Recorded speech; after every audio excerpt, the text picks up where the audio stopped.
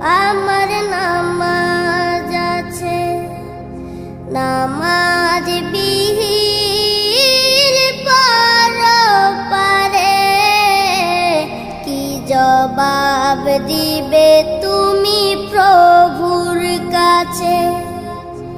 প্রভু